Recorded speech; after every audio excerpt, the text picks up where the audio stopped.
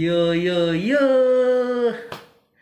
Assalamualaikum. Apa kabar semuanya?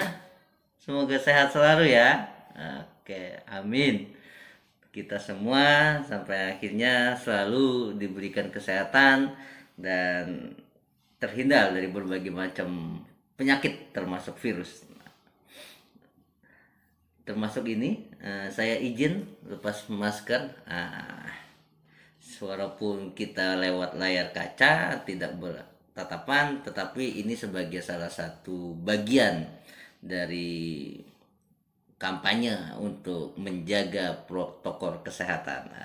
Kan gitu. Kembali lagi di channel Habibie Yusuf TV, channel yang subscribernya tidak banyak, tidak banyak, bukan masalah untuk kita bisa saling berbagi. Ya, terima kasih banyak selamat bulan suci Ramadan. Marhaban ya Ramadan gitu ya. Ramadan tiba gitu ya, bukan marhaban tiba. Oke, kita fokus aja. Kita lupakan hal-hal yang di luar dunia pendidikan. Kan kita fokus ke dalam dunia pendidikan ke saat ini. Kita akan membahas tentang administrasi pendidikan. Administrasi pendidikan, kita akan mengupas awalnya dari pengertian administrasi, manajemen, habis itu konsep, peran, fungsi, dan ruang lingkup daripada administrasi itu sendiri. Kebetulan alhamdulillah pada tahun 2019 saya membuat buku tentang administrasi pendidikan yang judulnya Pokoknya Administrasi Pendidikan. Nah, seperti ini bukunya. Ya, ini bukunya alhamdulillah, buku karya dari Habibie Yusuf yang berjudul Pokoknya Administrasi Pendidikan. Kata pengantarnya oleh Pak Bahri Sarim, Direktur dari Madrasah Pembangunan UIN Jakarta.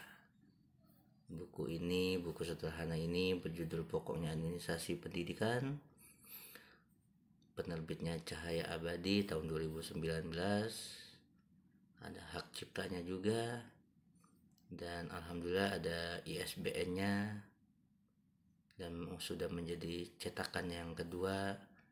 Editornya Pak Ahmad Jainuri, terima kasih Pak Ahmad Jainuri, terima kasih terlebih juga kepada Pak Bahri Sarim yang telah memberikan kata pengantar. Ya.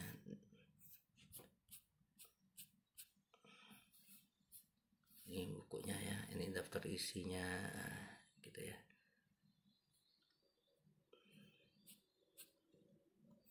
Dan ini diberikan testimoninya juga dari Kepala Biro, memberikan testimoni Prof. Novianti, Guru Besar Universitas Negeri Gorontalo, Prof. Ahya, Direktur Pasca, Prof. Aan Hasana, Dekan Tarbiyah UIN Bandung, Pak Elson, Pak Yuli Utanto, dan Pak Sureman. Terima kasih untuk semuanya. Nah, ini buku sederhananya.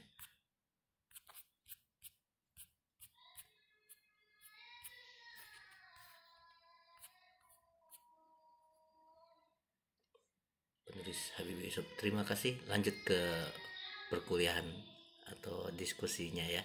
Yo yo yo. Diedit tadi muncul ya covernya. Kalau video ini sempat diedit gitu ya, akan dimunculkan tadi covernya atau sekilas tentang buku saya yang diterbitkan tahun 2019 berjudul Pokoknya Administrasi Pendidikan. Alhamdulillah penerbitnya Cahaya Abadi, anggota IKAPI. Jadi adik-adik mahasiswa atau teman-teman kalau mau menerbitkan buku, cari penerbit yang sudah termasuk bagian dari IKAPI, Ikatan Penerbit Indonesia. keluar ada punya ISBN-nya. Alhamdulillah buku tersebut memiliki ISBN 978-602-8569-67-5. Editornya Pak Ahmad Jainuri. Terima kasih sebagai editor Pak Ahmad Jainuri dalam buku pokoknya Administrasi Pendidikan. Sekarang beliau sekretaris jurusan Karyan ini, Sekjur PAI Pak Ahmad Jainuri editornya. Alhamdulillah sekarang sudah cetakan kedua.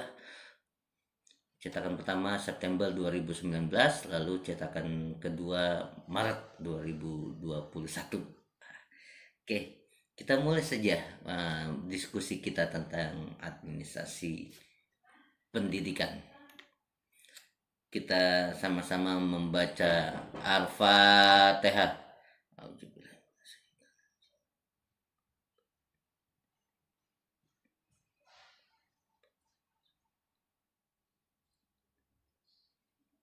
Ya, kita sebelum buka dengan salam, tadi kita sudah memulai dengan Al-Fatihah. Kita beristighfar 6 kali dalam hati kita masing-masing. Istighfar dimulai.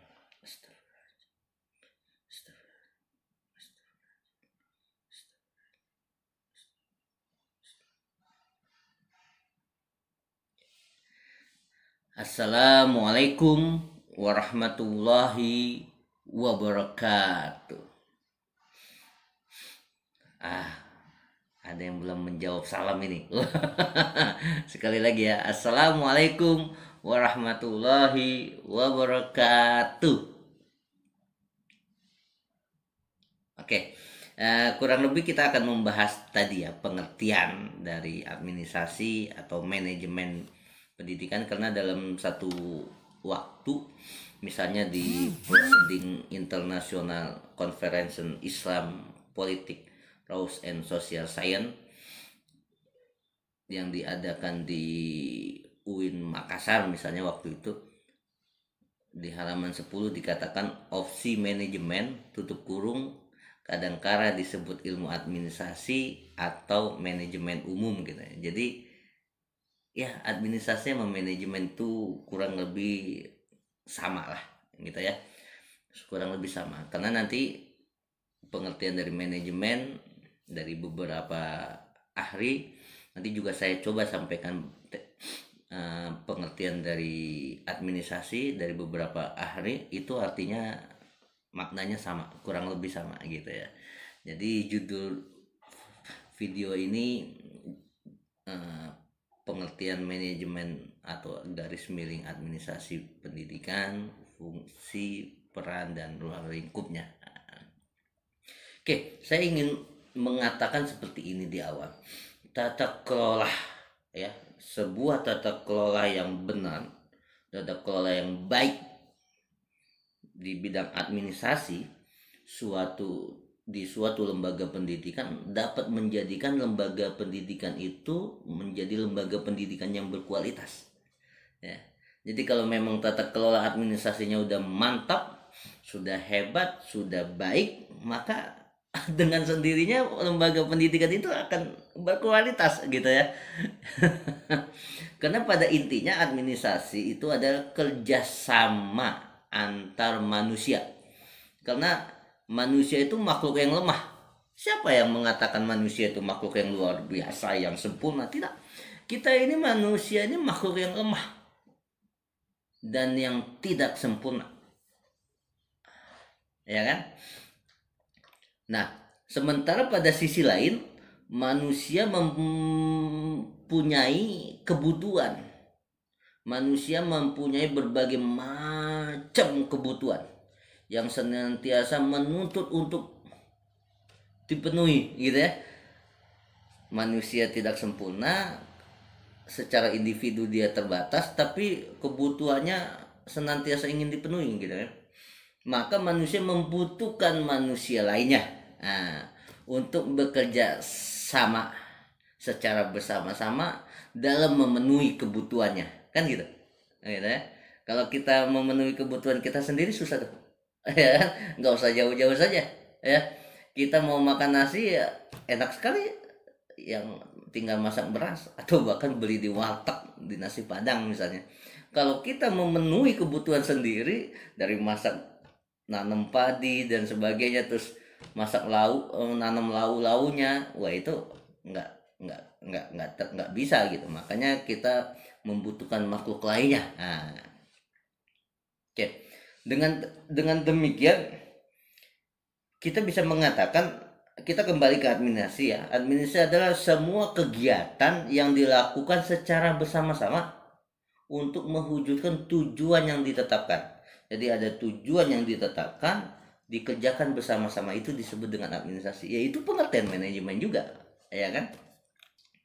Oke, sedangkan administrasi pendidikan merupakan proses. Nah, sekali lagi saya mengatakan apa yang saya sampaikan di sini, saya mengambil dari buku yang saya tulis, yang telah saya terbitkan dalam sebuah buku berjudul Pokoknya Administrasi Pendidikan.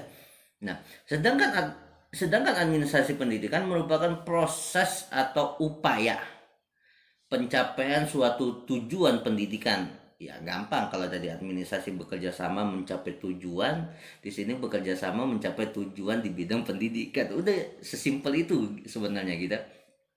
Tapi secara tekstual begini, administrasi pendidikan adalah merupakan proses atau upaya pencapaian suatu tujuan pendidikan dengan memperhatikan berbagai komponen pendidikan sehingga dapat melakukan perbaikan sistem pendidikan dengan memanfaatkan berbagai perangkat pendukung kegiatan, dari proses pembelajaran yang meliputi perencanaan, pengorganisasian, pengarahan, pengkoordinasian, pengawasan, pembiayaan, dan pelaporan dengan memanfaatkan fasilitas yang tersedia, baik secara material, spiritual, demi tercapainya tujuan pendidikan secara efektif dan efisien.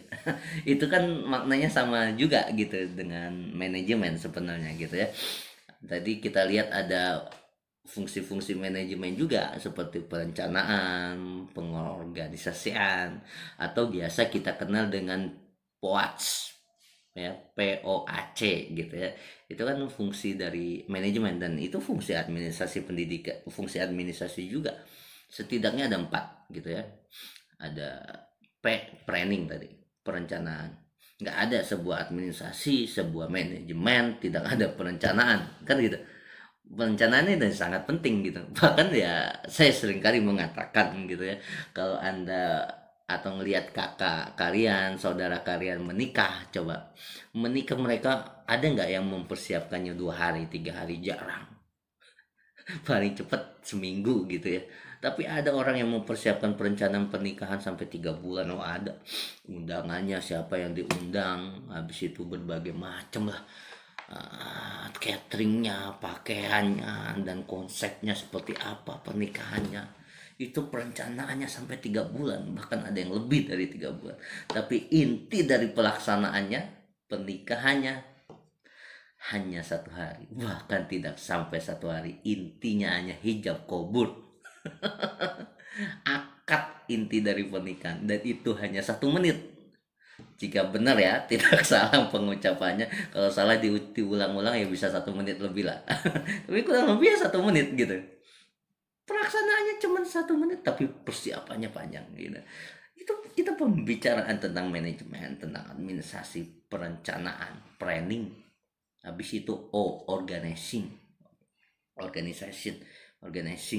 apa aja yang diorganisasikan, diberikan tugas-tugas. Makanya ada juga yang membagi organisasi nama staf berbeda.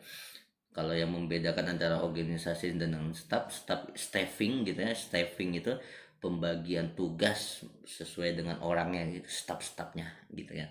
Makanya nggak ada tuh dalam sebuah manajemen ngerjain sendiri, kan nggak ada. Makanya kan tadi dikatakan bersama-sama gitu, yang dekan dibantu dengan wakil dekan 1, wakil dekan 2, karena nggak bisa mengerjakan sendiri gitu. Nah, staff kan ada stafnya, ada bagian di sekolah itu kan ada stafnya, waka-wakanya gitu ya, bukan lagu waka-waka kan gitu ya. Waka-waka bukan wakil kepala sekolah, misalnya ada waka bidang kurikulum misalnya. Jadi kalau kita mengurus tentang kurikulum ya jangan ke waka yang lain kan gitu. Itu staffing. Ada pengorganisasian, staffing diorganisasikan, ini bagiannya siapa gitu ya. Ini bagaimana dikelompokkan dan sebagainya.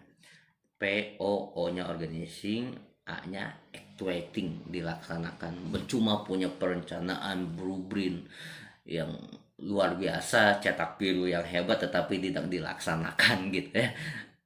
Teori gitu kan, percuma itu. Jadi harus dilaksanakan. Kalau hanya diomongan doang kan buat apa kan gitu. Gitu. Laki-laki juga gitu ya, dipegang kan omongannya.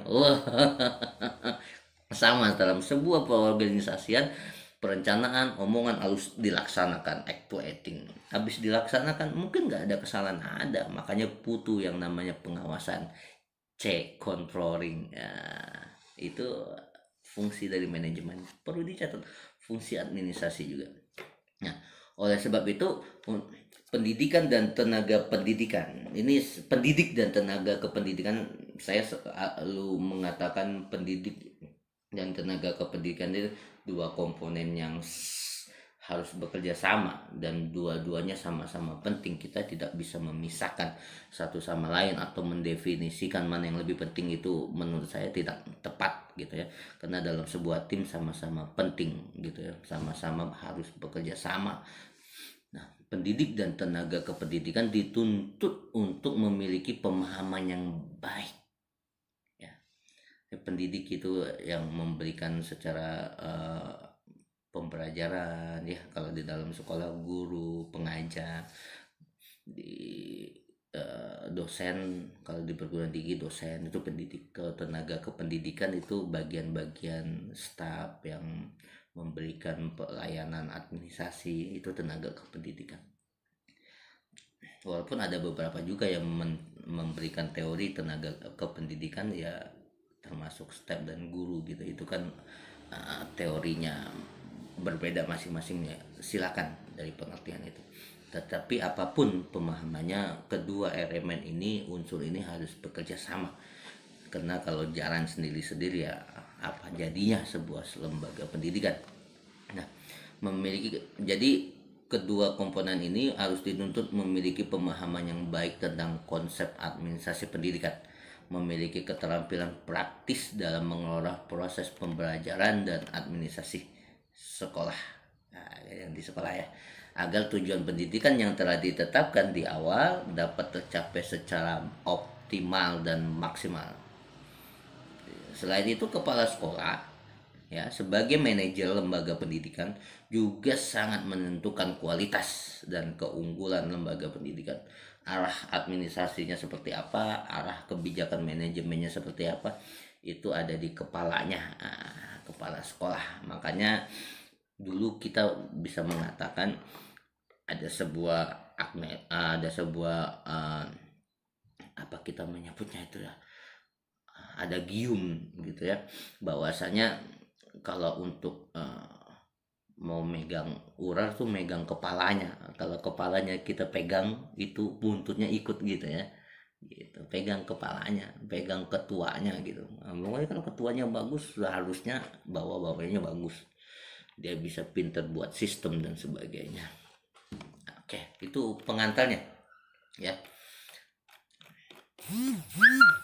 Tambahan sedikit pengantarnya, bahwasanya administrasi pendidikan itu merupakan usaha menciptakan kerjasama antara pendidik dan tenaga kependidikan untuk mengefektifkan seluruh proses kegiatan di sekolah, baik di dalam maupun di luar kelas. Dengan demikian, yang bertugas memegang administrasi pendidikan haruslah orang yang terlatih gitu ya, terlatih, terampil, dan handal dalam bidang administrasi pendidikan, serta telah mendapatkan ilmu dan perhatian dalam waktu yang relatif tidak singkat. Makanya ada beberapa jenjang prajabatan gitulah yang harus dilalui buat naik, untuk para kabak kasubag misalnya. Administrasi pendidikan memiliki tujuan mencapai apa yang menjadi tujuan pendidikan itu sendiri. Jadi tujuan administrasi pendidikan untuk mencapai terjadinya tujuan pendidikan itu sendiri kan gitu. Oke ya. Dan mata kuliah administrasi pendidikan ini mata kuliah yang menjadi MKDU juga, mata kuliah dasar umum untuk perguruan tinggi dasar, terutama untuk fakultas pendidikan. Kenapa?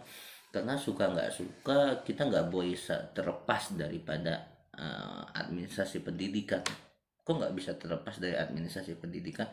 Iya, kemana-mana itu harus teradministrasikan. Coba akreditasi sekolah, akreditasi sekolah apa yang dinilai? Administrasi yang ada di sekolah itu, jumlah kok alumninya, lulusannya yang bagus, habis itu bagaimana kurikulum di sekolah itu dijalankan, ya kan?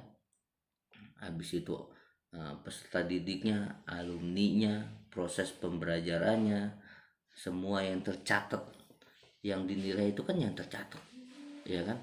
Misalnya asesor, tim penilai datang, yang dinilai apa? Iya, data yang ada, administrasi yang ada.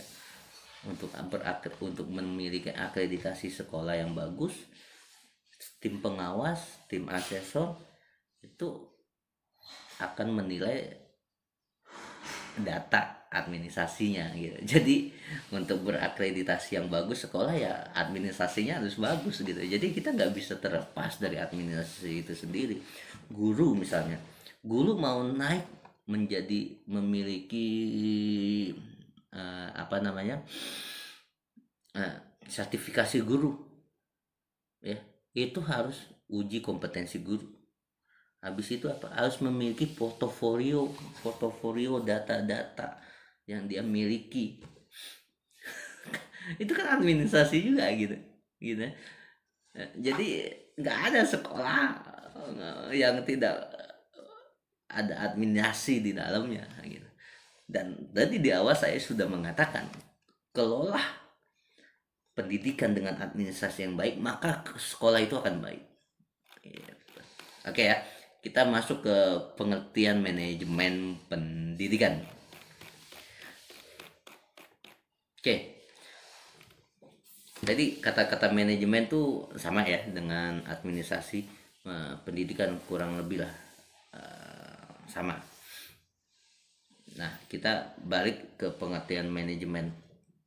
Atau bolehlah saya sampaikan dulu pengertian dari administrasi gitu ya, nanti ke pengertian manajemen. Jadi administrasi menurut Profesor Basuki gitu ya, proses kerjasama sekelompok manusia yang didasarkan pada pelayanan, rasionalitas, efektivitas, dan efisiensi untuk mencapai yang telah ditentukan sebelumnya. Nah, itu kan sama seperti yang saya sampaikan tadi. Ini menurut Profesor Basuki. Jadi kerjasama sekelompok manusia yang didasarkan pada pelayanan. Karena bentuk dari manajemen administrasi itu memberikan pelayanan. Bahkan sekarang ya harus memberikan pelayanan yang prima gitu kan. Misalnya ada juga orang yang mengatakan administrasi dari kata administer to server. Server itu kan pelayanan. Makanya ada juga orang yang mengartikan administrasi secara sempit itu apa sih? Teknis ketatausahaan. Jadi tata usaha yang ada di sekolah itu kan pelayanan buat guru-gurunya, buat sekolahnya, buat orang dari luar, dari dinasnya, dari muridnya, tentu pastinya dari orang tua, itu kan dilayani di tata usaha itu. Maka ada yang mengartikan administrasi pengertian sempitnya tata usaha gitu, tata keusahaan, ya silakan, nggak ada yang salah gitu. Ada juga yang mengartikan secara luasnya administrasi itu ada konsep manajemen, konsep berorganisasi, ya benar juga, tepat gitu ya. Makanya ilmu administrasi ini saya mengutip kembali dari Profesor Basuki gitu ya, adalah ilmu untuk mempelajari semua proses manajemen. Coba, semua proses manajemen, jadi ya udah administrasi ya manajemen sebenarnya gitu ya. Ilmu untuk mempelajari semua proses manajemen, proses organisasi, bahkan individu juga yang terlibat dalam pelaksanaan pencapaian tujuan. Ini administrasi ya. Kalau administrasi sekolah berarti capaian tujuan sekolah, tujuan pendidikan kan gitu. Nah, karena ini administrasi capaian tujuan baik secara sektor publik maupun sektor bisnis. Oh iya, bisnis juga harus ada pengadministrasian data-data gitu ya. Jadi ya itu saya membuka dengan pengertian administrasi karena ya untuk memberikan contoh bahwasanya kurang lebih sama ya pengertian administrasi dan manajemen itu sendiri. Oke, ini sudah berapa menit? Oke, lanjut saja. Atau kalau nggak sempat kita bikin 2 video. Oke, tapi mungkin masih bisa lanjut ini ya. Oke, lanjut. Manajemen ini berasal dari bahasa Latin dari kata manus yang artinya to control behind atau genresat. Kata manajemen juga berasal dari kata bahasa Italia managere yang artinya mengendalikan. Kata ini mendapat pengaruh dari bahasa Perancis sebenarnya. Ya, awalnya Perancis yang artinya menek yang berarti kepemilikan kuda. Makanya dulu itu arti the manek itu sebenarnya pengendalian kuda gitu ya. Kuda itu kan bukan sebuah ya, binatang yang seekor gitu ya, seekor binatang yang memang kalau kita biarkan lepas dia bisa serial-rialnya kan gitu ya. Ya ya, serial-rialnya. Anda pernah lihat bagaimana kuda itu sangat liar gitu kan. Tapi kalau dia dikendalikan dengan baik, kuda itu bisa menjadi binatang yang paling nurut. Nah, kan gitu. itu filosofi dari the manage dari bahasa Prancis tadi ya, mengendalikan kuda supaya baik jalannya. Beda itu ya. Mengendalikan kuda supaya kuda itu terkendali. Nah, itu manajemen dari kata itu ya. Jadi artinya kurang lebih seni. Manajemen itu ada seninya, seni untuk mengatur, seni untuk melaksanakan, bahkan seni untuk mempengaruhi apapun, termasuk mempengaruhi orang kan gitu. Itu kan kemampuan manajemen untuk mempengaruhi orang lain, untuk mempengaruhi orang untuk melaksanakan sesuatu, kan gitu ya. Itu manajemen. Manajemen juga dapat didefinisikan sebagai sebuah proses perencanaan ya. Tadi yang di awal juga saya sudah sampaikan, ini fungsi manajemen POAC, perencanaan, pengorganisasian, pengisian staf, kepemimpinan, dan pengontrolan untuk optimasi penggunaan sumber-sumber pelaksanaan tugas dalam mencapai organisasi secara efektif dan efisien gitu. Ada perbedaan antara efektif dan efisien. Efektif akan dekat kepada sumber daya ya. Jadi sumber daya yang ada karena dia bersama-sama dan melakukan berbagai macam metode, dia bisa mencapai sesuatu yang lebih baik. Efektif itu gitu ya. Jadi sumber dayanya terbatas tapi bisa mencapai tujuan yang lebih baik. Nah, itu efektif. Kalau efisien itu waktu gitu. Jadi efisiensi terhadap waktu yang tidak banyak. Itu bedanya efektif dan efisien. Oke, manajemen juga suatu proses dalam rangka mencapai tujuan dengan bekerja sama orang-orang dan sumber daya organisasi lainnya. Coba kita lihat menurut Mary Parker Forbes ya. Dia mengatakan manajemen sebagai seni apa? Seni untuk menyelesaikan pekerjaan. Bahkan dia mengatakan seni untuk menyelesaikan pekerjaan melalui orang lain. Itu manajemen tuh ya. Jadi dia menyelesaikan suatu pekerjaan melalui orang lain misalnya. Definisi ini berarti bahwa seorang manajer bertugas mengatur, mengarahkan orang lain untuk mencapai tujuan organisasi. Itu tugas manajer. Kan dia nggak bisa, tangannya hanya 2 gitu ya. Oke, menurut Rizky W. Griffin, manajemen adalah sebuah proses perencanaan, pengorganisasian, pengkoordinasian, dan pengontrolan sumber daya untuk mencapai sasaran yang efektif dan efisien lagi-lagi sama. Sekarang menurut Eiji Ogawa, Profesor Eiji Ogawa, manajemen adalah perencanaan, pengimplementasian, pengendalian kegiatan-kegiatan termasuk sistem pembuatan barang yang dilakukan oleh organisasi dengan terlebih dahulu menetapkan sasaran untuk kerja yang dapat disempurnakan dengan kondisi lingkungan dan bisa tidak kaku ya. Kalau kondisi lingkungannya berubah ya arahnya berubah gitu. Administrasi kan seperti itu. Anda kalau kaku ya nggak bisa gitu ya. Tergantung arah kebijakan pendidikan itu seperti apa, kehidupan sosial itu seperti apa gitu. Dari beberapa definisi di atas ya, definisi yang sudah disebutkan oleh para ahli tadi, dapat ditarik kesimpulan manajemen adalah proses perencanaan, pengorganisasian, pelaksanaan, pengawasan dalam mengelola sumber daya. Sumber daya apa saja di dalamnya? Ada manusia, ada money, ada uang, bisa saja uang di dalamnya gitu ya. Ada material, ada metodologi, ada mesin, ada marketnya. Oh iya dong, ada marketnya, siapa yang akan dituju segmennya, dan information untuk mencapai tujuan yang efektif dan efisien. Itu pengertian dari manajemen. Kalau pengertian pendidikan sudah banyak sebenarnya di video-video saya sebelumnya, tapi ya saya harus menyampaikan juga lah. Kalau teman-teman mau apa itu pengertian pendidikan, ya banyak menurut para teori, para ahli gitu ya, tokoh sejarawan Ki Hajal Dewantara juga mengartikan bagaimana makna pendidikan misalnya. Tapi saya ingin membawa teman-teman, sudahlah kalau makna pendidikan ambil saja UU Sikdiknas nomor 20 tahun 2003, itu udah paling top tier lah kan gitu. Apalagi kita negara hukum, undang-undang, ya udah gunakan undang-undang kan gitu. Dan pengertiannya udah bagus. Coba dikatakan bahwasanya pendidikan itu adalah usaha sadar dan terencana.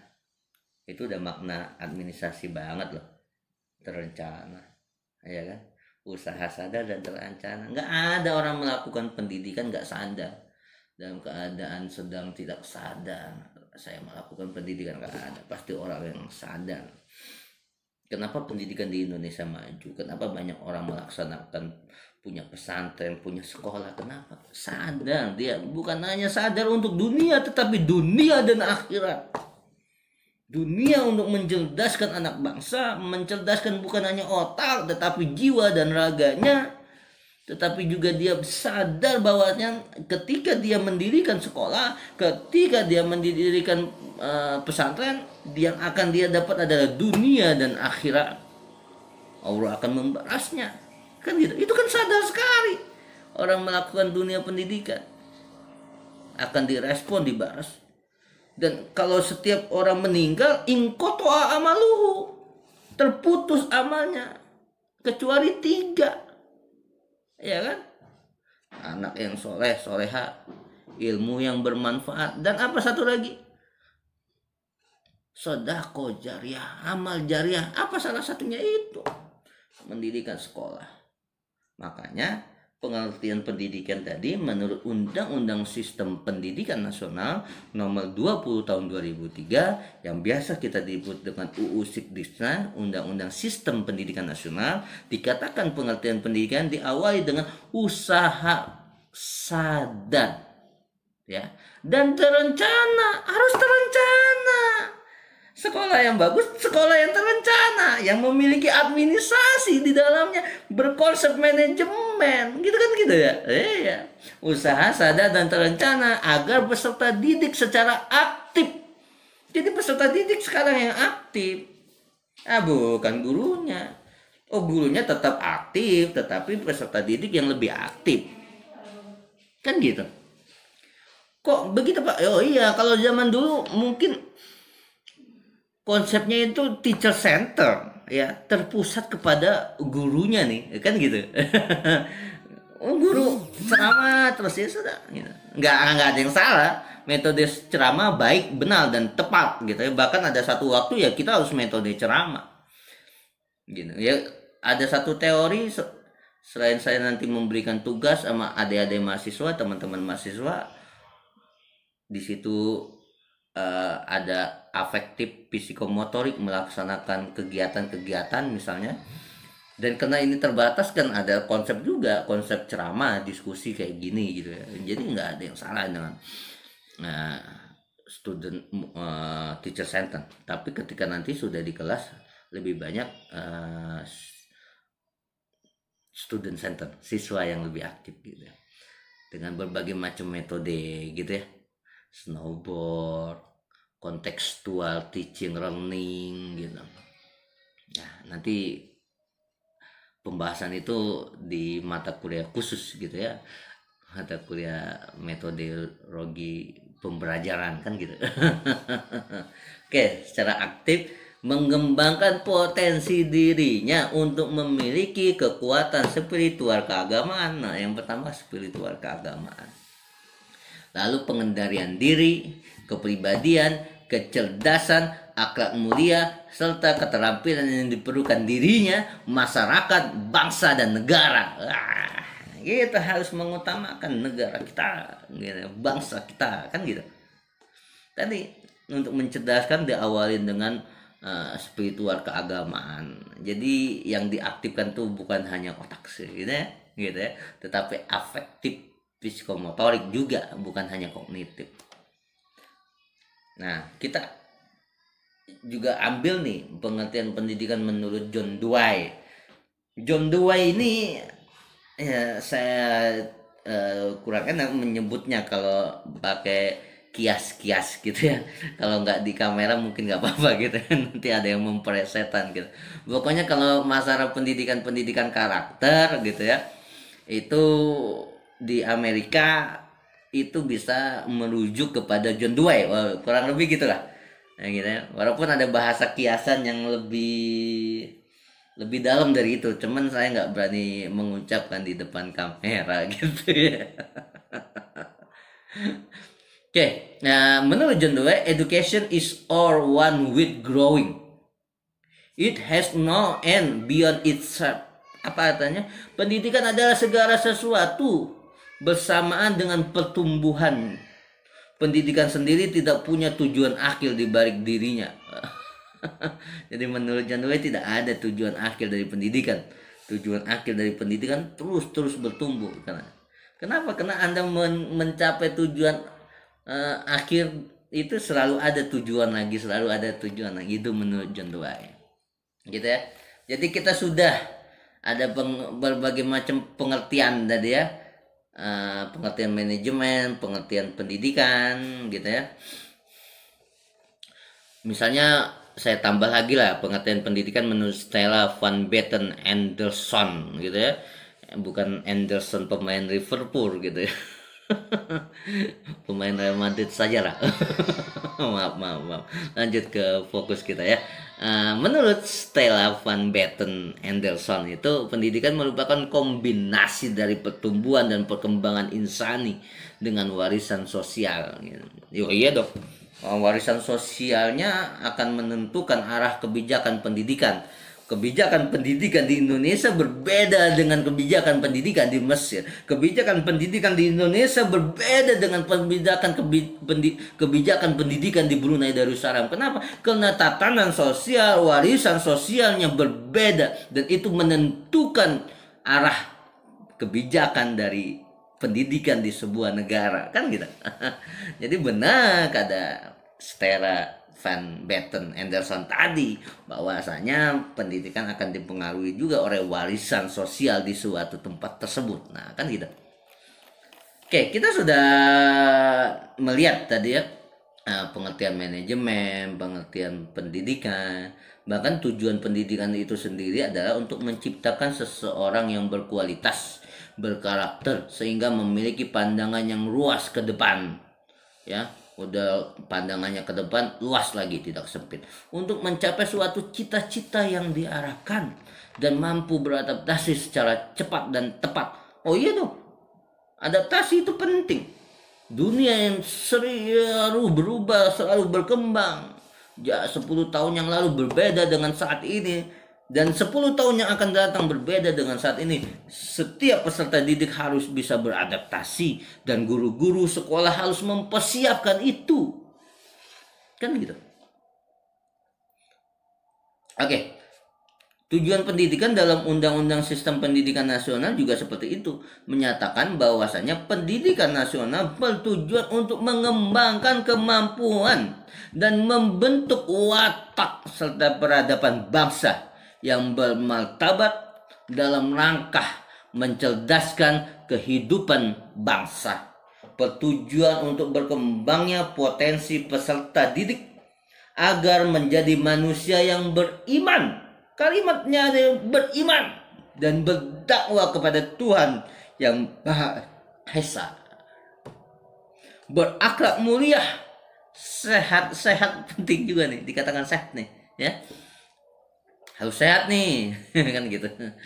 Berilmu, cakap, kreatif, ya. Cakap itu keterampilannya, ya, bukan wacanya yang cakap. Enggak, dalam dunia pendidikan enggak diperlukan seperti itu. Yang penting Anda bisa berpikir positif, Anda cerdas gitu, ya, siapapun, kan gitu.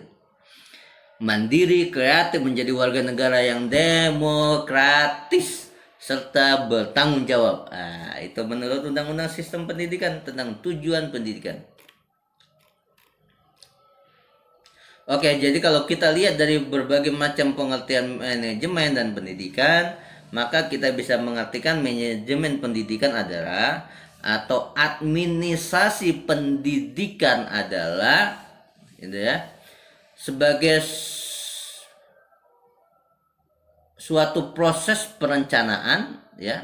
Jadi mendefinisikan manajemen pendidikan adalah sebagai suatu proses perencanaan, pengorganisasian, pelaksanaan, dan pengawasan dalam mengelola sumber daya yang berupa money, material, method, mesin, market, minute, dan informasi untuk mencapai tujuan yang efektif dan efisien dalam bidang pendidikan. Nah, udah gitu. Tinggal dikatakan dalam bidang pendidikan. Ya. Oke. Peran dan fungsi manajemen pendidikan. Efisien dalam menggunakan sumber daya. Efektif dalam menggunakan sumber daya. Sumber dayanya itu kan terbatas, jadi harus efektif. Dengan mempelajari manajemen pendidikan dengan baik, diharapkan seseorang dapat mengelola sumber daya secara efektif dan juga efisien. Jadi tujuan dari manajemen pendidikan adalah sumber daya yang terbatas harus diaktifkan, yang dimanfaatkan secara seoptimal dan maksimal mungkin. Itu yang disebut dengan efektif dan efisien. Dan peran dan fungsi lainnya dari manajemen pendidikan adalah bermuara pada tujuan pendidikan itu sendiri, gitu ya. Tujuan manajemen pendidikan tidak akan lepas dari tujuan pendidikan nasional, kan gitu, yaitu bertujuan untuk mengembangkan kemampuan dan membentuk watak serta peradaban bangsa yang bermartabat dalam mencerdaskan kehidupan bangsa. Lalu fungsi dan peran dari manajemen pendidikan itu sendiri adalah mendukung kegiatan pendidikan dalam upaya mencapai tujuan pendidikan.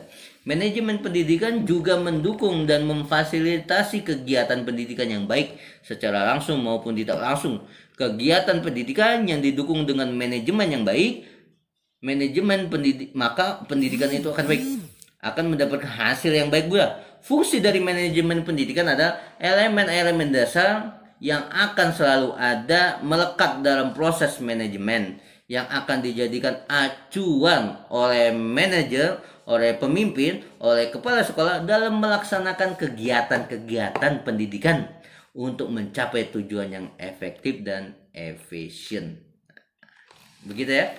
Fungsinya kurang lebih juga ada 4 dan sudah disampaikan tadi di depan, POAC, planning, organizing, actuating, dan controlling. Tapi kalau 4 itu mau dipecahkan juga jadi lebih banyak, ada staffing misalnya, ya silakan. Walaupun staffing bisa masuk ke bagian dari organisasi. Terus ada yang mau masukin motivating, ada motivasinya di dalamnya, fungsinya, ya silakan. Ada budgeting, karena di dalamnya ada budgeting juga, silakan.